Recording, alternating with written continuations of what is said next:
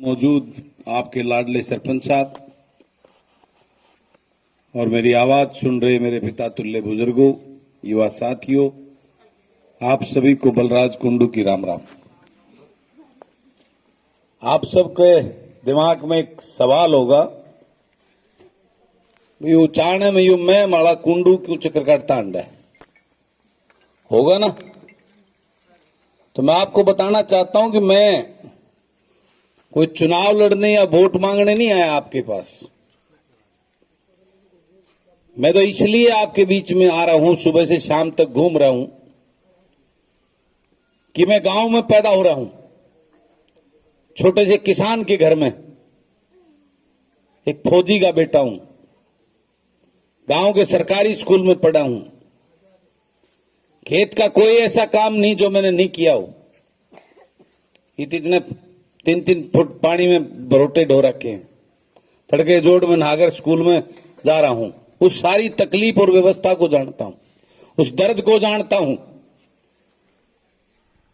परमात्मा की मेहरबानी से, मेरे माँ बाप के आशीर्वाद से एक पुराना ट्रक लेके काम शुरू किया था।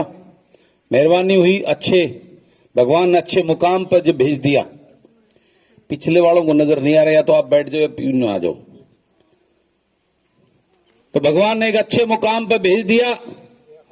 तो दिमाग में एक बात आई कि जो बिजनेस के दौरान जो देखे नेताओं से मिलना और उनकी लूट को देखी, तो समझ में आया कि नेता अपने घर भरने के लिए किस प्रकार चोर उचारी कर रहे हैं।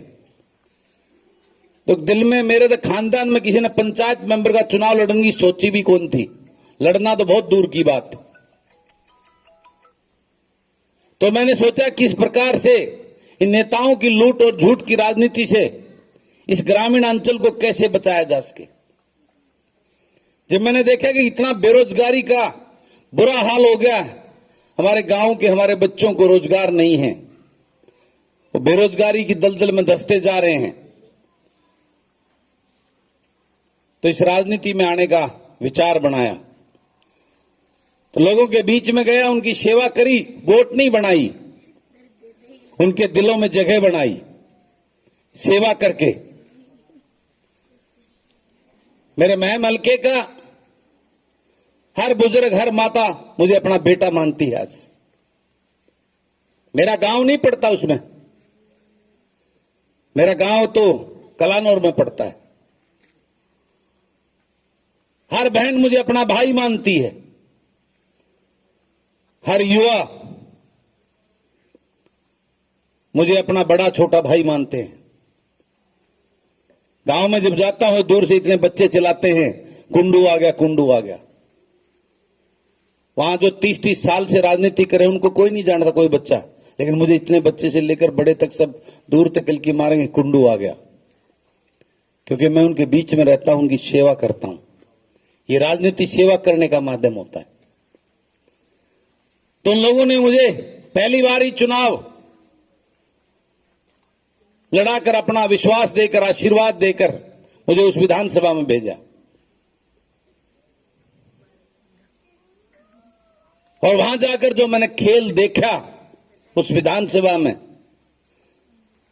जो एक चूहे बिल्ली का खेल खेलते हैं जनता के साथ, कितना धोखा दे रहे हैं उस विधानसभा में, जहां प्रदेश के किसान के लिए चर्चा होनी चाहिए, कोई चर्चा नहीं करता आपके ऊपर, आपके बारे में आपकी चिंता नहीं करते। सिर्फ बेवकूफ बनाने का ड्रामा करते हैं, अखबार में खबर छपने के लिए, टीवी में दिखाने के लिए। अंदर खाते सभी एक हैं। वहां युवाओं के, आपके बच्चों के लिए, जो आज बेरोजगारी में एक नंबर पर पहुंचकर नशे की तरफ जा रहे हैं, अपराध की तरफ जा रहे हैं, उनका भविष्य अंधकार में है, उनके लिए कोई काम नहीं किया जाता, कोई उनके लिए नीतियां नहीं बनाई जाती। आज आलम यह है कि आपके एमए, पीएचडी, एमएड बच्चों को डी ग्रुप की चपरासी की लाइन में लगा के खड़ा कर दिया सबको। आज आपके एमए करे हुए, एमएड किए हुए बच्चे, बीटेक किए हुए बच्चे चपरासी लग रहे हैं, वो भी डीसी रेट पर, जिसको तुम डीसी रेट को कौशल रोजगार निगम के अंदर। और वो बच्चे हर रोज मर रहे हैं। जो एमए बीएड किए हुए बच्चे, एक 10वीं 12वीं पास कलरक को जो पानी पिलाते हैं उसके झूठे कप धोते हैं, तो आप अंदाजा लगा लो उनकी रोज मृत्यु होती है।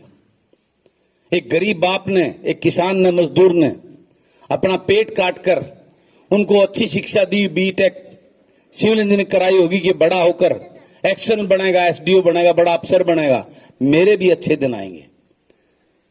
और जब वो बच्चा किसी कलरक के कप धोता है तो उसकी आत्मा पे क्या गुजरती होगी, इस बात का अंदाजा लगा लो। उस दर्द को, उस पीड़ा को देखकर जब मैं विधानसभा में बोलता हूं, उस युवा के लिए, किसान के लिए, गरीब के, उसके हक के लिए, इस लूट और भ्रष्टाचार के लिए के खिलाफ, इस प्रदेश को जिस प्रकार का माहौल आज हो गया है उसके लिए बोलता हूं, तो मैंने वहां एक चीज महसूस की, मेरा साथ देने वाला वहां कोई नहीं होता। मैंने वहां देखा, वहां 70% गुलाम और गूंगे बहरे विधायक बैठे हैं, जो इन पार्टी और नेताओं के गुलाम हैं, जो उनके चाटुकार हैं, सिर्फ अपने नेता और पार्टी को जिंदाबाद करते हैं, आपके लिए नहीं बोलते। उस विधानसभा में जाकर वो गूंगे बहरे बनकर बैठे रहते हैं। जब उस तकलीफ को देखा, मैंने महसूस किया, तो अपने लोगों के बीच में जाकर मैंने उनसे पूछा कि वहां जिस प्रकार का माहौल है, मैं इस प्रदेश को जगाने के लिए निकलना चाहता हूं, इस प्रदेश के लोगों को, इन पार्टी और नेताओं की सच्चाई बताना चाहता हूं। तो उन्होंने कहा, निकलो। मैं उनसे परमिशन लेकर इस प्रदेश में आया हूं, आपके बीच में आया हूं, आपको सच्चाई बताने, आपको जगाने कि आपके बच्चों का भविष्य अंधकार में है, आपको जागना होगा। कब तक इस चौधरी छोटूराम के नाम पर, देवीलाल के नाम की रॉयल्टी भरते रहोगे? इनके राजकुमारों को गद्दियों में बैठाते रहोगे? इनके पोते पड़पोतों की तो चिंता आप करते हो, लेकिन अपने बच्चों की चिंता कब करोगे, ये बताने के लिए आपके बीच में आया हूं। अब आप चिंता कर रहे होगे, महाराणा तो बिगड़ रह गया, पूरी पावर ना मिली, डिप्टी सीएम बिगड़ सीएम बनाओगे, ये सोच रहे होगे? उस राजकुमार ने जो थारी वोट ले गया था इस भाजपा को जमुना पार भेजने के नाम पर, इन बूढ़ा था 5100 रुपए पेंशन देने के नाम पर, थारे बच्चों को रोजगार देने के नाम पर, और जीतती हैं, अगले दिन उस भाजपा की गोदी में जाकर बैठ के तुम्हारे को बेचने का, तुम्हारे को लूटने का काम कर रहा है। आज वो हजारों करोड़ के महलों में रहते हैं, कई हजार करोड़ की संपत्तियां उनके देश और विदेशों में, हर देश के अंदर उनकी संपत्तियां हैं। तो मैं आपसे पूछना चाहता हूं कि वो कौन सा बिजनेस है इनके बाप दादा का जो ये करते थे, या इनका, जिससे इतनी बड़ी बड़ी संपत्तियां इन्होंने इकट्ठी कर ली? जरा ये सवाल करना जब आपके बीच में आए तो, और उस बात पर विचार करना कि ये कौन से लुटेरे हैं। अरे मैं तो आपको कहता हूं, चाणा वालों, कितने भोले हो तुम। पहले हमारे पास आए थे, रोत गाड़ा धुरे, तावड़े पिछाड़ लिए, ऐसी लात मारी थी कि बोए नहीं जा मेरी, तम जागे बुका लिए आ गई। ये जींद जिला इस प्रदेश का दिल है, और पिछले 50 साल का इतिहास देख लो, सबसे ज्यादा भागीदारी जींद की रापू चाणा वालों की सरकार में रही है। लेकिन आपको क्या दिया? इस छोटूराम के वंशजों ने, देवीलाल के वंशजों ने सिवाय अपने घर भर कर राज करने का काम किया है। ये उचाना सबसे बैकवर्ड है। आपके उचाना शहर में आपके यहां की कोई बसेस की सुविधा नहीं है। आपके अस्पताल के अंदर ना डॉक्टर हैं, ना दवाइयां हैं, ना एक्सरे मशीन है, ना अल्ट्रासाउंड की मशीन है, ना ईसीजी मशीन, कुछ भी नहीं है। किस डेवलपमेंट की बात कर रहे हो? किसके लिए वोट देते हो? क्यों देते हो इनको? फिर गलती थारी है ना, उनकी थोड़ी ना है। उन्हें थारे हो तुम। मैं आपसे पूछना चाहता हूं, मैं आप कब पहचानोगे अपने पराये को? ये ऐसे लोगों को आप चुन के भेजते हो जिसे मिलने के लिए भी कम से कम दिल्ली और चंडीगढ़ जाना पड़े, 10,000 रुपये खर्च करके, और तब भी गारंटी नहीं तुम 10,000 रुपये खर्च करके जाओ और वो मिलेंगे कि नहीं मिलेंगे। बताओ गलत कहूं ठीक कहूं? और फिर उनको बनाते हो।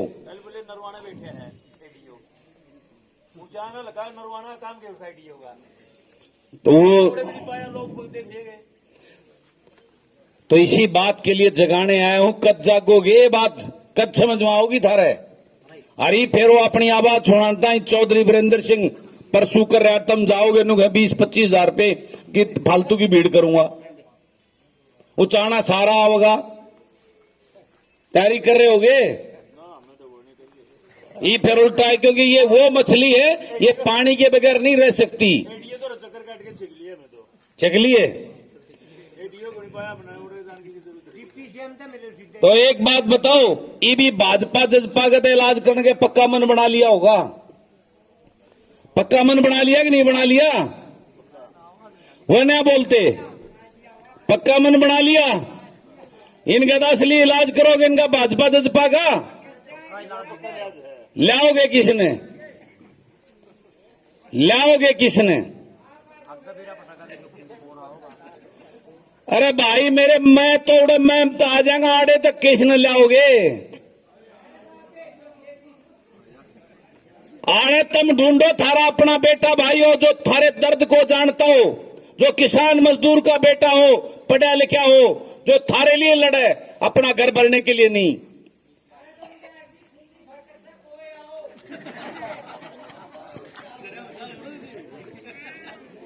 हर गांव में जितन ढूंढोगे ना, हर गांव में गलेट लागे पड़े, बढ़िया बढ़िया पढ़े लिखे छोरेंगी, ईमानदार छोरेंगी, टोन की प्रथम न्यूड रो हो भाई, यो तो फलाना उसका भरतू का पोता, इसका के ब्यों चप्पट तो क्या होगा, मिले थोड़ा ना बने हैं। तुम जब तक वो भरतू के पोते ना आगे, तो पढ़े लिखे उन्हें नहीं लेके जाओगे, थारा कल्याण नहीं होगा, ये कहना आया हूं आपको। क्योंकि बलराज कुंडू उस तकलीफ को जानता है, तड़के पिंडिया तेल लागे मैंने बहुत रेस मारे कि हरियाणा पुलिस में भर्ती होता ही।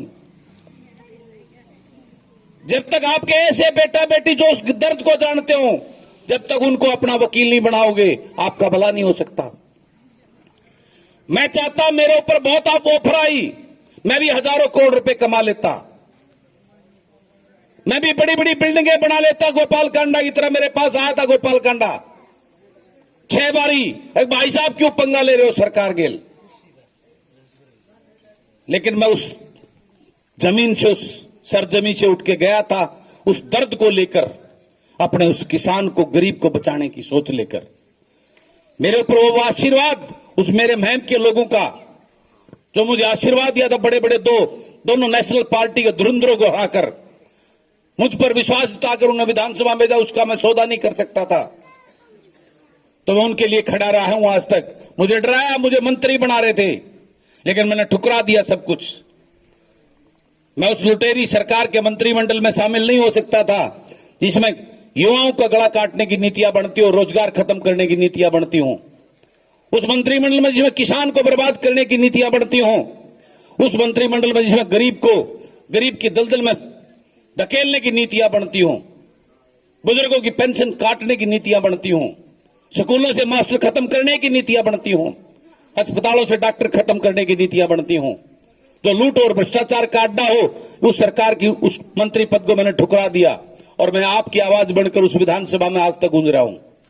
लेकिन मैंने जब वहां देखा कि अकेला बलराज कुंडू कुछ नहीं कर पाएगा, यहां कोई नहीं है मेरा साथ देने वाला और तुम्हारी बात को रखने वाला, तो मैंने निर्णय लिया, मैं आपके बीच में जाकर इस प्रदेश के लोगों को, इन नेताओं की सच्चाई बताऊंगा और आपको जगाने का काम करूंगा। इसलिए आपके बीच में आया, दोपहरी में आया हूं आपके बीच में। मैं इसलिए पसीना बहाकर आपके बीच में आज भौंक रहा हूं कि तुम्हारे को जगा सकूं। अगर मैं आज दिन की यात्रा में अगर 10 लोगों को भी मेरी बात समझ आ सका, तो मैं पूरा दिन ये समझूंगा मेरा दिन आज मैंने कामयाब कर लिया। मैं मुख्यमंत्री बनने के लिए नहीं आया हूं आपके पास, मैं आपको जगाने आया हूं कि आपके बेटों का, आपके पोता पोती का भविष्य अंधकार में है। अगर तुम नहीं जागे तो उनका नशे में मर जाएंगे, या आपस में लड़ मर के लूट खसोट में, अपराध में मर जाएंगे। इसलिए आपके बीच में आया है बलराज कुंडू। आज इस प्रकार की तरफ ये देश और प्रदेश जा रहा है, इन सरकार की नीतियों, अगर तुम नहीं जागे तो फिर कभी तुम्हारे को पछताने का मौका भी नहीं मिलेगा। इसलिए आपके बीच में आया हूं मैंने इस बात को देखकर, क्योंकि ये राजनीतिक दल और ये पार्टी और ये नेता उस किसान मजदूर के, उस ईमानदार बेटे को कभी राजनीति में आगे नहीं बढ़ने देते। मुझे भी टिकट नहीं दी, मैं भी टिकट मांग रहा था। मैं टिकट मांगने के लिए मेरे साथ रोड पर खड़े 30,000 मैम के, मेरे बुजुर्ग, मेरे युवा, मेरी माताएं, मेरी बहनें, लेकिन मुझे टिकट नहीं दी। जो 1000 आदमी लेकर खड़ा था चबूतरे में, उसको टिकट देकर गया मनोहर लाल खट्टर। तब मेरे समझ में आएगी ये अच्छे ईमानदार लोगों को ये टिकट नहीं देती पार्टियां, ये अपने गुलामों को देती हैं, उन लुटेरों को देती हैं जो इनके आगे पीछे पूछ हिला के दम घूमते रहते हैं। तो मैंने इसी बात को लेकर उस किसान मजदूर के बेटों को जो पढ़े लिखे ऊर्जा और विद्वान हो, उनको राजनीति में आगे बढ़ाने के लिए, युवाओं की राजनीति में भागीदारी बढ़ाने के लिए किसान मजदूर के बेटों की मैंने एक दल का गठन किया, हरियाणा जन सेवक मंच द पार्टी। वो ऐसी पार्टी जिसमें किसान मजदूर के बेटे होंगे, वो ना बिकेंगे ना झुकेंगे, आपके लिए लड़ेंगे, आपके अपने बेटे होंगे, आपके अपने बेटा बेटी होंगे। मैंने उस पार्टी का गठन किया हरियाणा जन सेवक पार्टी हजपा के नाम से, ताकि उसमें ऐसे किसान मजदूर के बेटों को मौका दूंगा जो राजनीति में आगे आए और इस प्रदेश को बचाने का काम करें।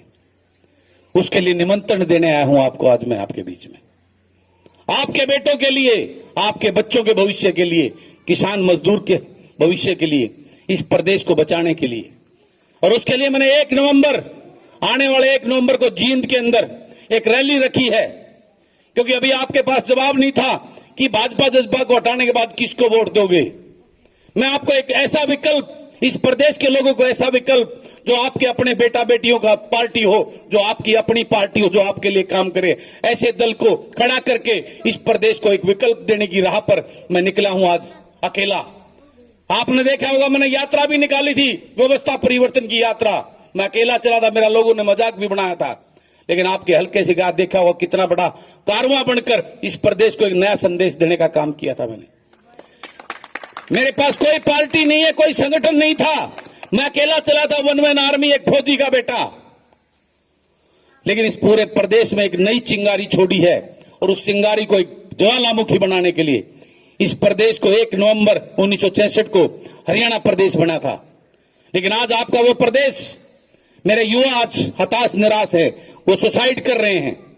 रात को कभी मेरे को याद आ जाते वो तालू वाली घटना, वो एक किसान का बेटा जो सुबह रेस मारता था, लेकिन जब उसका फौज में और पुलिस में उसकी एज निकल गई, वो भर्ती नहीं हुआ, तो उसी ग्राउंड में बढ़ के पेट के उन्हें फांसी लगा ली और नीचे आंगली तो लिखा था रेत पे, बाबू इस जन्म में तेरा सपना पूरा नहीं कर पाया, अगले जन्म में करूंगा। वो दर्द लेकर मैं आपके बीच में आया हूं। आज आपके बच्चों का भविष्य अंधकार में है, आपको जागना होगा उनके लिए, आपको उठना होगा, आपको खड़ा होना होगा और अपने बीच के ये राजकुमार चौधरी छोटराम के नाम की, देवलाल के नाम की रॉयल्टी लेने वाले इन लुटेरों की दुकान को बंद करके अपने बच्चों को आगे बढ़ाना होगा, अपने बच्चों के भविष्य के लिए। उसके लिए मैंने पार्टी बनाई है हरियाणा जनसेवक पार्टी, जिसमें ऐसे युवाओं को जो गरीब मजदूर किसान के बेटे हों, वहां पे कोई टिकट बिकाऊ नहीं होगी, वहां किसी गुलाम को टिकट नहीं दी जाएगी, वहां आपके चाहने जिसको आप चाहोगे, अपने बेटा बेटी को जो पढ़ा लिखा और ऊर्जावान होगा, उसको टिकट देकर आपका वकील बनाकर विधानसभा में भेजने की, उसके लिए काम करूंगा। उसके लिए आपको निमंत्रण देने आया हूं।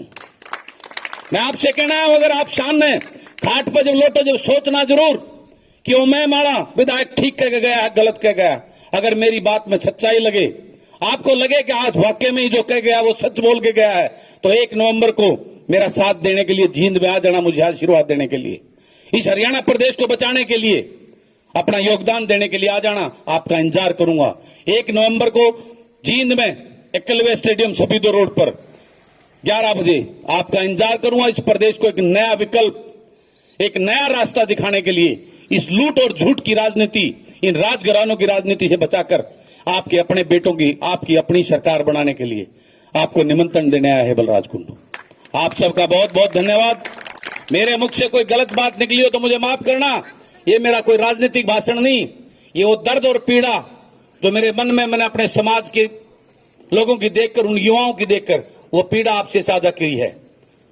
फिर भी कोई बात गलत लगी हो तो मुझे माफ करना। मैं इनका बाबड़ा विधायक हूं, लेकिन एक अपने दिल की जो दर्द और टीस था वो आपके सामने मैंने रखी है, इसलिए आपके बीच में आया मैं। सबको राम राम, बहुत बहुत धन्यवाद। मैं किसान का बेटा हूं, और आप जो किसान की बात करें, उस किसान आंदोलन के दौरान ये सारे जो गुलाम थे, जो बुड़ के इस आंदोलन को बदनाम करने आए थे, वो भाषण देते थे और मेरे को ये कहते थे, यो तो जो है ना नेता है, नेता को प्लेटफॉर्म के, वो डरते थे मेरी बात से। लेकिन मैं अपने किसान के साथ, क्योंकि किसान का बेटा हूं, उस धरती से उठ के आया हूं, तो अपने उस किसान परिवार के साथ कंधे से कंधा मिलाकर आगे हमेशा साथ रहा। तो आज मुझे छापे पड़े, मेरे 9 केस बने, मेरे भाइयों को अंदर किया, लेकिन मैं डरा नहीं, अपने उस किसान के साथ खड़ा रहा और आज तक खड़ा हूं। इस बात को ही समझाने के लिए उस टाइम जो मुझे ये कहते थे कि ये तो नेता, इसको स्टेज पे नहीं, और जिनको स्टेज में भाई वो सारे उन पार्टियों के गुलाम ना हो, तो सबके सामने क्लियर होगी ये बात। तो 1 तारीख 1 नवंबर को इंतजार करूंगा, मेरी कोई बस बास को नहीं हो, अपने ट्रैक्टर ट्रलिया माना पड़ेगा। कदे बाट देखो, अरे छोटे देवलाल जो है उसे कोरपी हाँ है, क्योंकि मैं आपकी लड़ाई लड़ रहा हूं, मुझे कुछ नहीं चाहिए। आओगे कि नहीं आओगे? पक्की बात है।